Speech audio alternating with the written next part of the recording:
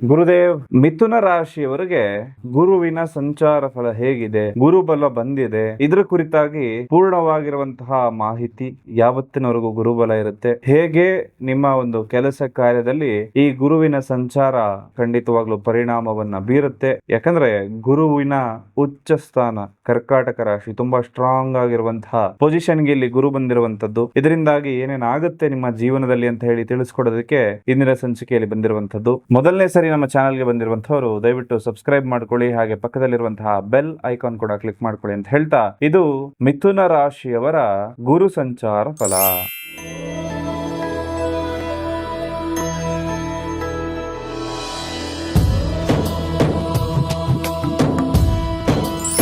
ನಿಮ್ಮ ರಾಶಿಗೆ ಗುರುಬಲ ಬರುತ್ತಾ, ಅಥವಾ ಗುರುಬಲ ಬರೋದ್ರಿಂದ ಉಪಯೋಗ ಆಗೋದಾದ್ರೂ ಏನು, ನಮಗೇನಾದ್ರೂ ಒಳ್ಳೇದಾಗುತ್ತಾ, ಈ ರೀತಿಯಾಗಿರ್ತಕ್ಕಂತಹ ಪ್ರಶ್ನೆಗಳು ಬಹುತೇಕ ಜನರನ್ನ ಕಾಡ್ತಾ ಇರುತ್ತೆ. ಖಂಡಿತವಾಗ್ಲೂ ಈ ಪ್ರಶ್ನೆಗಳೆಲ್ಲದಕ್ಕೂ ಕೂಡ ಉತ್ತರವನ್ನ ಕೊಡೋಣ. ಹಾಗೆ ಈ ಗುರು ಅಂತಕ್ಕಂತ ಗ್ರಹ ಏನಿದೆ, ಬೃಹಸ್ಪತಿ ಅಂತಾನು ಹೇಳ್ತಾರೆ, ಇವತ್ತಿಗೆ ಮಿಥುನ ರಾಶಿಯಲ್ಲಿ ಇರ್ತಕ್ಕಂಥದ್ದು ಜೂನ್ 2ನೇ ತಾರೀಕು ಕರ್ಕಾಟಕ ರಾಶಿಯ ಪ್ರವೇಶವನ್ನ ಮಾಡುತ್ತೆ. ಈ ಸಂಚಾರ ಮಾಡಿದಾಗ ಮಿಥುನ, ಮೀನ, ಮಕರ, ವೃಶ್ಚಿಕ ರಾಶಿ ಗುರು ಬಲ ಅಂತಕ್ಕಂಥದ್ದು ಬರುತ್ತೆ. ಇದು ಗುರುವಿನ ಉಚ್ಚಸ್ಥಾನ, ಅಂದ್ರೆ ಕರ್ಕಾಟಕ ರಾಶಿ ಏನಿದೆ ಗುರುವಿನ ಉಚ್ಚಸ್ಥಾನ ಆಗುತ್ತೆ. ಉಚ್ಚಸ್ಥಾನ ಅಂದ್ರೆ ಗುರು ಅಲ್ಲಿ ತುಂಬಾ ಸ್ಟ್ರಾಂಗ್ ಆಗಿರುವಂತಹ ರಿಸಲ್ಟ್ ಗಳನ್ನ ನಮಗೆ ನೀಡುತ್ತಾನೆ ಅಂತಕ್ಕಂಥ ಮಾತನ್ನ ಹೇಳಬಹುದು. ಹಾಗೆ ಈ ಗುರು ಕರ್ಕಾಟಕ ರಾಶಿಯಲ್ಲಿ ಯಾವತ್ತಿನವರೆಗೂ ಇರ್ತಾನಂದ್ರೆ ನವೆಂಬರ್ 1ನೇ ತಾರೀಕಿನವರೆಗೂ ಇರುವಂತದ್ದು ಮಾತ್ರ. ಅಲ್ಲಿಂದ ಸಿಂಹ ರಾಶಿಯ ಪ್ರವೇಶವನ್ನ ಮಾಡ್ತಾನೆ ಗುರು. ಅದಾದ ನಂತರದಲ್ಲಿ ಈ ಸಿಂಹ ರಾಶಿಯ ಪ್ರವೇಶ ಮಾಡಿದಾಗ ಕಟಕ, ಮೇಷ, ಕುಂಭ ಮತ್ತು ಧನುರ್ರಾಶಿಯವರೆಗೆ ಗುರುಬಲ ಅನ್ನೋದು ಬರುತ್ತೆ. ಹಾಗಾದ್ರೆ ಯಾವ ಟೈಮಲ್ಲಿ ಯಾವ ರಾಶಿ ಒಳ್ಳೇದಾಗುತ್ತೆ ಅಂತಕ್ಕಂಥದ್ದನ್ನ ನೋಡೋದಾಯ್ತು ಅಂದ್ರೆ, ಈ ಒಂದು ಸಂಚಾರ ಸಿಂಹ ರಾಶಿಯಲ್ಲೇ ಇರುತ್ತಾ? ಖಂಡಿತವಾಗ್ಲೂ ಇಲ್ಲ.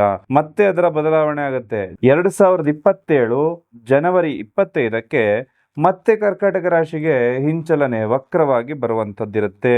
ಹಾಗಾಗಿ ಈ ಒಂದು ಸಂಚಾರ ಫಲಗಳು ಅಂದ್ರೆ ಯೂಶುವಲಿ ಈ ಗುರುಗ್ರಹ ಒಂದು ರಾಶಿಯಿಂದ ಇನ್ನೊಂದು ರಾಶಿಗೆ ಹೋಗ್ಲಿಕ್ಕೆ 12 ತಿಂಗಳುಗಳ ಕಾಲ ಸಮಯವನ್ನ ತೆಗೆದುಕೊಳ್ಳುತ್ತೆ. ಆದ್ರೆ ಇಲ್ಲಿ ಗುರು ಮುಂದೆ ಹಿಂದೆ ಹೋಗುವಂತ ಒಂದು ಚಲನವಲನವನ್ನ ನಾವಿಲ್ಲಿ ನೋಡಬಹುದಾಗುತ್ತೆ. ಇದರಿಂದಾಗಿ ಯಾವ ಯಾವ ರಾಶಿಗೆ ಯಾವ ರೀತಿ ಪರಿಣಾಮ ಅಂತ ಹೇಳುವಂತದ್ದನ್ನ ಮೂಲವಾಗಿ ತಿಳ್ಕೊಳ್ಬೇಕು. ಅದಕ್ಕಿಂತ ಹೆಚ್ಚಾಗಿ ಗುರುವಿನ ಬಲ ಅಂದ್ರೆ ಏನು ಅಂತ ಹೇಳಿ ತಿಳಿಸ್ಕೊಡ್ತಾ ಇರ್ತೇನೆ ನಿಮಗೆ.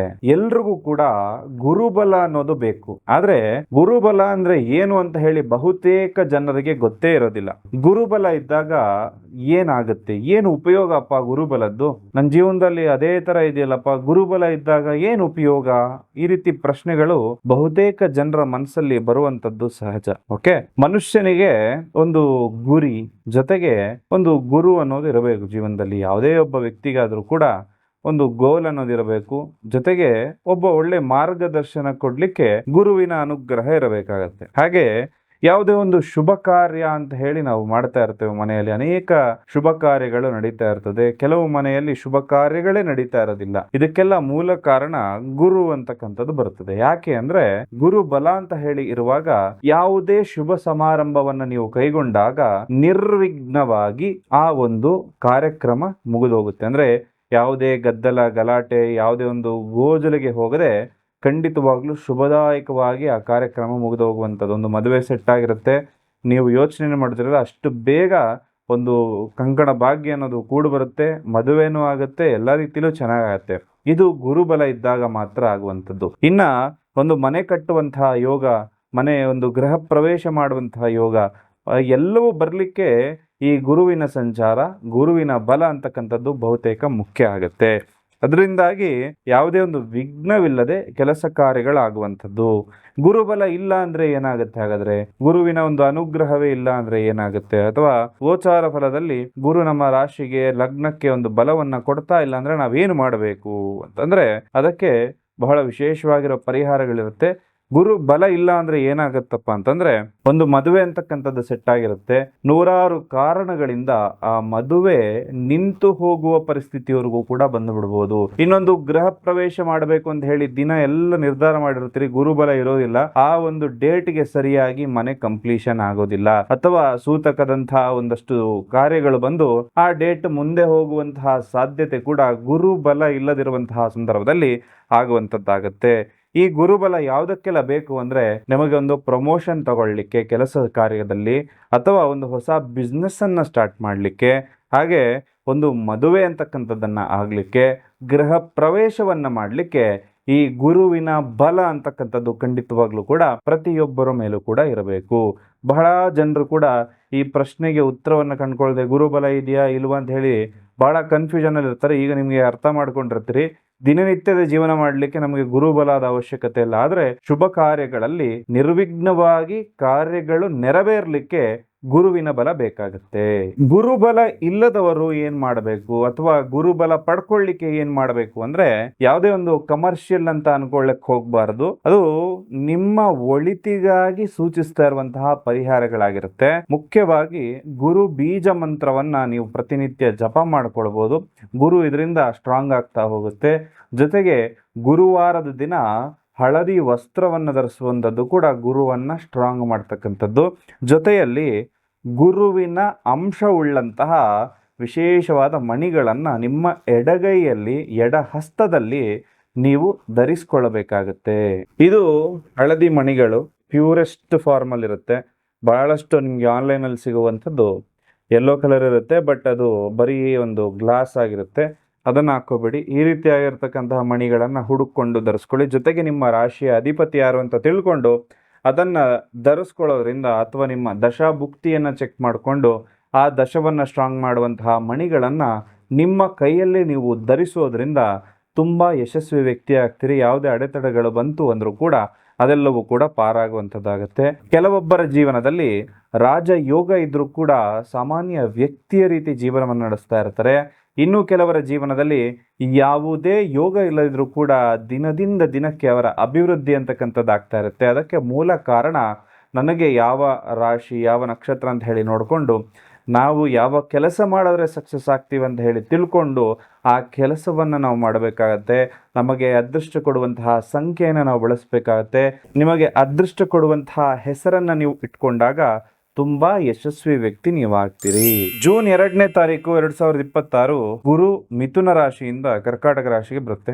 ಇದು ನಿಮ್ಮ 2ನೇ ಮನೆ ಆಗುತ್ತೆ. ಹಾಗಾಗಿ ಇದು ಗುರುವಿನ ಉಚ್ಚ ಸ್ಥಾನ ಆಗಿರೋದ್ರಿಂದ ಮಿಥುನ ರಾಶಿಯವರಿಗೆ ಒಂದು ಕುಬೇರ ಯೋಗ ಅನ್ನುವ ರೀತಿಯಾಗಿರ್ತಕ್ಕಂತಹ ಯೋಗ ಕೂಡ ಬರುತ್ತೆ. ಧನ ಮತ್ತು ಕುಟುಂಬ ಸ್ಥಾನವನ್ನ ಈ 2ನೇ ಮನೆ ಸೂಚನೆ ಮಾಡುತ್ತೆ. ಇಲ್ಲಿ ಉಚ್ಚ ಸ್ಥಾನದಲ್ಲಿ ಗುರು ಬರ್ತಾ ಇರೋದ್ರಿಂದ ಆರ್ಥಿಕವಾದಂತಹ ಲಾಭಗಳನ್ನ ಮಿಥುನ ರಾಶಿಯವರು ನೋಡಬಹುದು. 2ನೇ ಮನೆ ಅಂದ ಕೂಡಲೇ ಬ್ಯಾಂಕ್ ಬ್ಯಾಲೆನ್ಸ್ ಅನ್ನ ಅದು ಸೂಚನೆ ಮಾಡುತ್ತೆ. ಬ್ಯಾಂಕ್ ಬ್ಯಾಲೆನ್ಸ್ ಹೆಚ್ಚಳ ಆಗುವಂತಹ ಸಾಧ್ಯತೆ ಬರುತ್ತೆ. ಹಾಗೆ ಹೊಸದಾಗಿ ಮನೆಗೆ ಚಿನ್ನಾಭರಣ ಖರೀದಿ ಮಾಡುವಂತದ್ದು, ಮನೆ ಖರೀದಿ ಮಾಡುವಂತಹ ಯೋಗಗಳು ಕೂಡ ಬರುವಂತದ್ದು, ಮನೆಯಲ್ಲಿ ಶುಭ ಕಾರ್ಯಗಳು ನಡೆಯುವಂತದ್ದು, ಯಾರಾದ್ರೂ ಸಂತಾನ ಫಲದ ನಿರೀಕ್ಷೆಯಲ್ಲಿತ್ತು ಅಂದ್ರೆ ಮಗುವಿನ ಜನನ, ಹಾಗೂ ಒಂದು ಗೃಹ ಪ್ರವೇಶದಂತಹ ವಿಶೇಷವಾದ ಮುಹೂರ್ತಗಳೆಲ್ಲವೂ ಕೂಡ ಮಿಥುನ ರಾಶಿಯವರ ಮನೆಯಲ್ಲಿ ನಡೆಯುತ್ತೆ. ಹಾಗೂ ಈ ಒಂದು ಮಿಥುನ ರಾಶಿ ಅಂದ ಕೂಡಲೇ ಮಾತುಗಾರಿಕೆಗೆ ಮತ್ತು ಜ್ಞಾನಕ್ಕೆ ಹೆಸರುವಾಸಿಯಾದಂತಹ ರಾಶಿ. ನಿಮ್ಮ ಮಾತಿನ ಮೂಲಕ ಅಥವಾ ನಿಮ್ಗೆ ಇರುವಂತಹ ಜ್ಞಾನದ ಮೂಲಕ ನೀವೇನಾದ್ರೂ ವೃತ್ತಿಯನ್ನ ಅಥವಾ ಕೆಲಸವನ್ನ ಮಾಡ್ತಾ ಇದ್ರೆ, ಅಂದ್ರೆ ನೇರವಾಗಿ ಹೇಳಬೇಕು ಅಂದ್ರೆ ನೀವೇನಾದ್ರೂ ಆಂಕರಿಂಗು ಅಥವಾ ಮಾರ್ಕೆಟಿಂಗ್ ಫೀಲ್ಡ್ ಅಲ್ಲಿ ಇತ್ತು ಅಂದ್ರೆ ಖಂಡಿತವಾಗ್ಲೂ ನಿಮಗೆ ಶುಭವಾಗಿರ್ತಕ್ಕಂತಹ ಸಂದರ್ಭ ಇದಾಗಿರುತ್ತೆ. ಅತ್ಯಂತ ಅದ್ಭುತವಾದಂತಹ ಸಮಯ ಕೂಡ ನಿಮಗೆ ಇದಾಗಿರುತ್ತೆ. ಇನ್ನ ಆರೋಗ್ಯದ ಬಗ್ಗೆ ಹೇಳಬೇಕು ಅಂದ್ರೆ ಒಂದ್ ಸ್ವಲ್ಪ ಆಹಾರದ ಮೇಲೆ ನಿಯಂತ್ರಣವನ್ನ ಇಟ್ಕೊಳ್ಬೇಕು. ಯಾಕಂದ್ರೆ ಹೊಟ್ಟೆಯನ್ನ ಇದು ಸೂಚನೆ ಮಾಡುವಂತದ್ದು. ಲಿವರ್ಗೆ ಸಂಬಂಧಪಟ್ಟಂತಹ ತೊಂದರೆಗಳು ಇಲ್ಲಿ ಒಂದು ಗುರುವಿನ ಸಂಚಾರದಿಂದ ಬರಬಹುದು. ಹಾಗೆ ಹೊರಗಡೆ ಆಹಾರವನ್ನ ತಿಂತಾ ಇದ್ದೀನಿ ಅಂದ್ರೆ ಸ್ವಲ್ಪ ಫುಡ್ ಪಾಯ್ಸನಿಂಗ್ ಆಗುವಂತಹ ಚಾನ್ಸಸ್ ಕೂಡ ಬರುತ್ತೆ. ಈ ಸಂದರ್ಭದಲ್ಲಿ ತುಂಬಾ ಎಚ್ಚರಿಕೆಯಿಂದ ತಾವೆಲ್ಲರೂ ಇರಬೇಕಾಗುತ್ತೆ. ಡಯಾಬಿಟಿಸ್ ಬರುವಂತಹ ಸಾಧ್ಯತೆ ಕೂಡ ಇರುತ್ತೆ. ಸಕ್ಕರೆ ಅಂಶವನ್ನ ತಿನ್ನುವಂತವರಿಗೆ ಬಹುಮುಖ್ಯವಾಗಿ ಎಚ್ಚರಿಕೆ ಹೇಳೋದಕ್ಕೆ ಇದಾಗಿರುತ್ತೆ. ಗುರುವಿನ ದೃಷ್ಟಿ ಅಂತಕ್ಕಂಥದ್ದು ಬಹಳ ವಿಶೇಷವಾದ ಫಲವನ್ನ ಕೊಡ್ತಕ್ಕಂಥದ್ದು. ಹಾಗೆ ಇಲ್ಲಿ ಶತ್ರು ಬಾಧೆ ಕಡಿಮೆ ಆಗುವಂತಹ ಸಾಧ್ಯತೆ ಬರುತ್ತೆ. ಹಾಗೆ ನಿಮ್ಮ ವಿರುದ್ಧ ಕುತಂತ್ರ ಯಾರು ಮಾಡ್ತಾರಲ್ಲ ಅವ್ರಿಗೆ ತಕ್ಕ ಶಿಕ್ಷೆ ಆಗುವಂತದ್ದು, ಹಾಗೂ ನಿಮ್ಮ ಸಾಲ ಏನಾದ್ರೂ ಜಾಸ್ತಿ ಆಗ್ತಾ ಇದೆ, ತುಂಬಾ ಬರ್ಡನ್ ಆಗ್ತಾ ಇದೆ ಅಂದ್ರೆ ಸಾಲ ಕಮ್ಮಿ ಆಗುವಂತಹ ಸಂದರ್ಭ ಕೂಡ ಇದೆ ಆಗಿರುತ್ತೆ. ಹಾಗೂ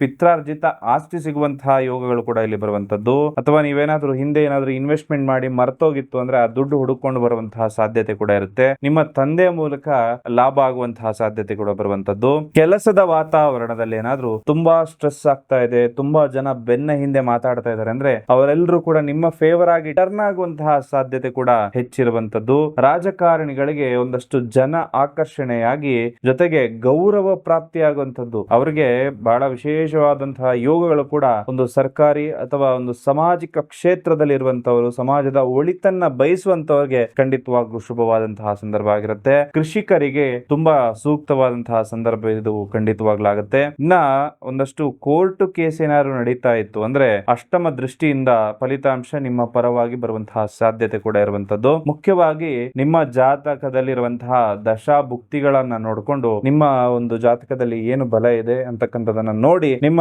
ಒಂದು ಜಾತಕ ಹೇಗೆ ಒಂದು ಕೆಲಸ ಮಾಡುತ್ತೆ ಅಂತಕ್ಕಂಥದನ್ನ ನೋಡ್ಬೇಕಾಗತ್ತೆ. ಆ ದಶಕ್ಕೆ ಸಂಬಂಧಪಟ್ಟಂತಹ ಪರಿಹಾರಗಳನ್ನು ನೀವು ಮಾಡ್ಕೊಂತು ಅಂದ್ರೆ ಮಿಥುನ ರಾಶಿಯವರಿಗೆ ಯಾವುದೇ ತೊಂದರೆ ತಕರಾರು ಇಲ್ಲದೆ ಚೆನ್ನಾಗಿರುವಂತಹ ದಿನಗಳಿದೆ. ಹಾಗಾಗಿ ಗುರುಬಲ ಬರ್ತಾ ಇದೆ. ಎಲ್ಲಾ ಕೆಲಸ ಕಾರ್ಯಗಳು, ಶುಭ ಕಾರ್ಯಗಳು ನಿಮ್ಮ ಜೀವನದಲ್ಲಿ ನಡೀಲಿ ಅಂತ ಹೇಳುವ ಮಾತನ್ನ ಹೇಳ್ತಾ ಸರ್ವೇ ಜನಃ ಸುಖಿನೋ ಭವಂತು.